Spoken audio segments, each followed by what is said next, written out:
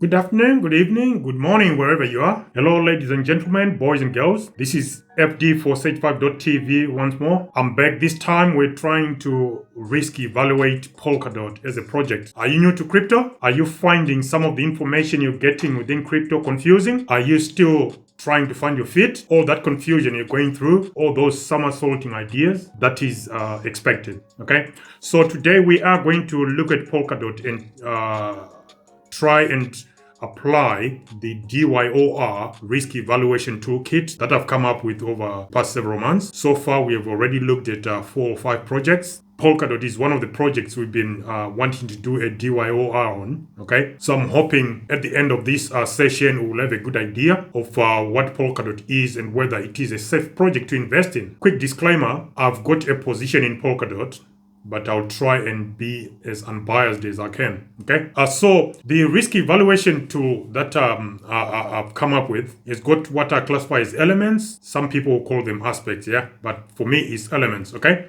So the first element is decentralization, where we're looking at whether a project is adequately decentralized. Security, as the project suffered any recent breaches, people lost their money. That's what we're looking at, and whether the software that underlines or underpins that blockchain has been audited by an independent body. We also look at scaling. Does the project suffer from volume issues? For example, when it is during peak or terms of high traffic, does that project suffer from that? And then the next thing we're looking at is interoperability. Does the project work across its own boundaries? Beyond its own boundaries, does it interact with other blockchains? Or, at the very minimum, does it have the capacity? Is interoperability designed within this project itself, the blockchain? Okay. Then we have the project team. Do they have any public presence? Are they available on public platforms? Do they engage with their community? What about social media presence? We're looking at Twitter, and then we're also looking at Discord. Do they have a Discord community that is engaging? We then look at the age of the project. How old is the project? When was it launched? When did it first come onto the crypto scene? Use cases. Does the project have any use cases? Is it attempting to solve real-world issues? Then we look at token generation event. These are tokens that were initially issued when the project was launched. How many were they? To whom? Tokens in circulation at this moment in time when you're doing an evaluation. How many tokens are in circulation? Maximum tokens available. Does the project have a hard cap? For example, Bitcoin has got a hard cap of 21 million. Does your project, the one you're looking into investing, does it have a hard cap? Or it's got an open-ended printer where it keeps printing additional tokens or coins? Lastly, we look at insider allocation. Does the project team and those closely linked to the project, i.e. advisors, early investors, private seed investors, and so forth, what is their allocation? Rule of thumb, my threshold is maximum 25%. If a project holds more than 25, red flag. Goes over 30, big question marks. Okay, let's get started. How decentralized is Polkadot? Within reason, there is enough information to tell us that Polkadot is decentralized because it is in the hands of the user, it is controlled by the user, and the infrastructure itself and the architecture for Polkadot is designed in such a way that it can, within reason, be classified and be defined as decentralized. What about security? Here, Polkadot has got a security threshold of 33%. If you remember, in our last video, when we looked at Avalanche has got 80% security threshold, which means Avalanche will require one of its players or validators to acquire 80% of the network for them to compromise the Avalanche blockchain, which at the time we said was highly unlikely. But anything is possible, but that was highly unlikely.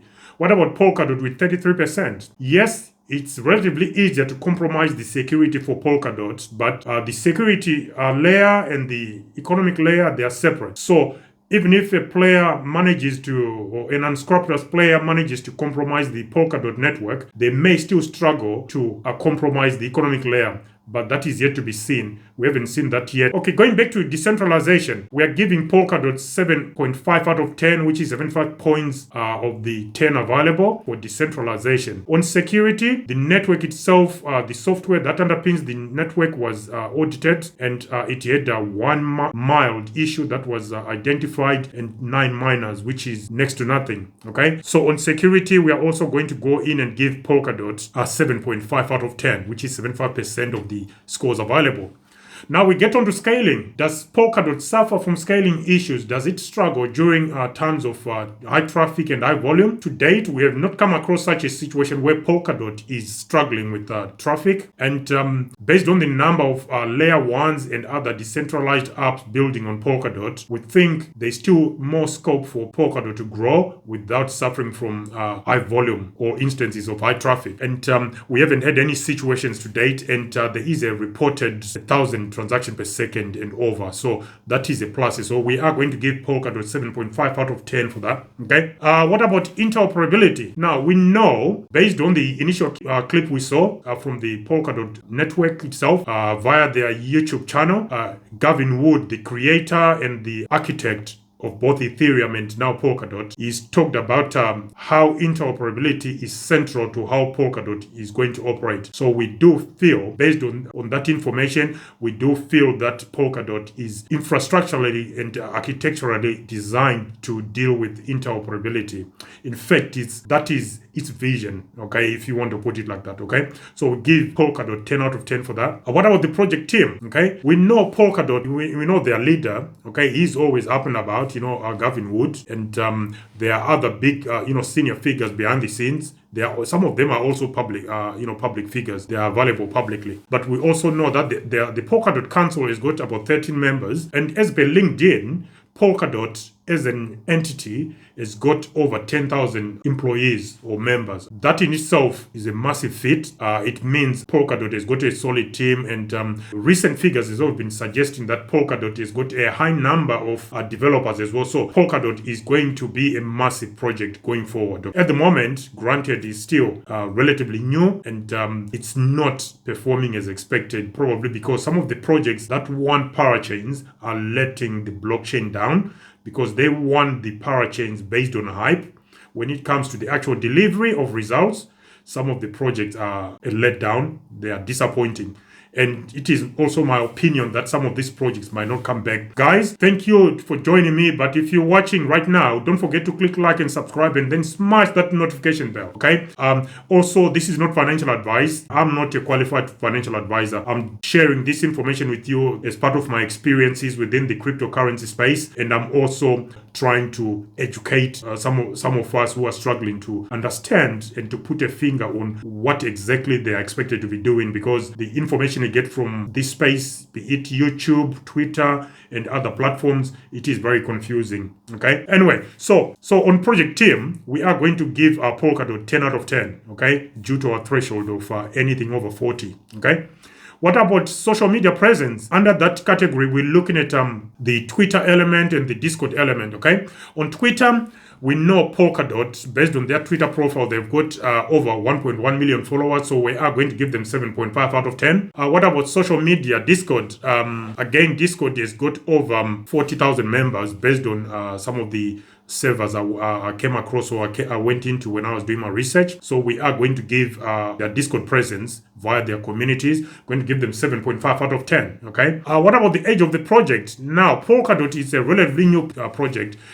Although it was launched in 2017, it actually launched, as in proper launching, in 2020, and parachains were onboarding from 2021 on Polkadot 2021 third quarter. So based on that alone, that it's a relatively new project, and there might be an inherent risk because of its age. We are going to give Polkadot 2.5 points out of 10, which is 25 percentage points available. What about token generation event, or tokens initially issued at Genesis or following launch, where I believe there was a maximum number of tokens of 10 million, or redenominated by effect of 100, which means it went up to 1 billion. We could not, for the amount of time I spent, I'm sure if I do, thorough digs, I will find more information on that. But some of this information, especially around the tokenomics of Polkadot, it's not so clear. Okay, it's almost as if someone is trying to prevent the public coming across certain information, but that's not the objective of this video. We will look into that at a later date. As for now, because of the untidiness of the token issuance at launch and the redenomination, we are going to give Polkadot 2.5 points out of 10, which is 25% of the total tokens available. Now, if we go to tokens in circulation, total tokens in circulation, Polkadot at this moment in time, it's got 1.083 billion, tokens in circulation with no hard cap. Where there's no hard cap, both tokens in circulation and maximum tokens in circulation, they do take an unfavorable, hit from our tool, our risk evaluation tool. So based on that alone, that they don't have a hard cap, they've got over 1.083 billion tokens in circulation. We're going to give Polkadot 25% of the points available, which is 2.5 out of 10. Okay. What about maximum tokens available? The maximum tokens available for Polkadot, there isn't a hard cap as far as I can see. So in the absence of a hard cap, we give a project 0 because there's no hard cap. The project might as well, keep printing until their coffers are full of coins, and while at the same time reducing the value of, to the token holders or to the investors. Okay. Inside the token allocation, that's another one I struggled with. For the love of me, I cannot believe there isn't that much information about Polkadot's token allocation. It's almost as if, like I pointed out just a moment ago, someone has been going to extraordinary length trying to prevent the public, coming across or getting their hands on this information. I've no idea, because, with Google, if you do Google search, it spits everything up. Whereas with Polkadot, you're actually struggling. You have to be focused when you're doing your research. So when I do a deep dive, I'll be sharing some of the results with you guys, including the proper token allocation to insiders, the foundation, the creator, Gavin Wood, and all the people linked to the project, especially those who came in during the early parts of the project launch and so forth. Okay, based on that, I could only come across the portion that the foundation holds. Because there's no hard cap and there's no additional information, I am going to give Polkadot 2.5 points out of 10, which is 25% of the total available. So, do you agree with my scores, guys? Comments down below. Could you have done it any different? The way I allocated my scores. Just a quick rundown. Decentralization, 7.5 points out of 10. Security, 7.5 out of 10. Scaling, 7.5 out of 10. Interoperability, 10 out of 10. Project team, 10 out of 10. Social media, Twitter, 7.5 out of 10. Social media, Discord, 7.5 out of 10. The age of the project, 2.5 points out of 10. Use cases, 7.5 out of 10. TGE, tokens initially issued at launch, 2.5 points out of 10. Total tokens in circulation, 2.5 points out of 10. Maximum tokens available, 0, because there is of the missing hard cap. And then inside the token allocation, very minimum data available publicly. So I gave it 2.5 points out of 10, which gives us a total of 75 points out of 130. Based on that information, guys, where do you think Polkadot falls within our criteria? Our criteria is no-go 0 to 64 out of 130, 65 to 89 out of 130 is could go to 0. Third category up the ladder is 90 to 109 out of 130, which is potential. And lastly, the top dog of the scaling chart, which is the one you always strive for, 110 to 130 out of 130. Okay, Polkadot falls within the could go to 0 category, i.e. 65 to 89 out of 130, because it's managed to score, based on my own opinions and evaluation, it managed to score 75 points out of 130. So guys, do you think Polkadot could go to 0? Comments down below. And also, please let me know, how would you have rated or ranked Polkadot, along the 13 elements that have ranked Polkadot today? Tell me your comments, how you feel, and whether you are invested in Polkadot, or if you are you going to revise your investment based on what I just covered? Or if you are new, are you going to go into Polkadot or refrain and avoid Polkadot altogether? Comments down below. Okay, guys, take care and be safe. Thank you. Bye-bye.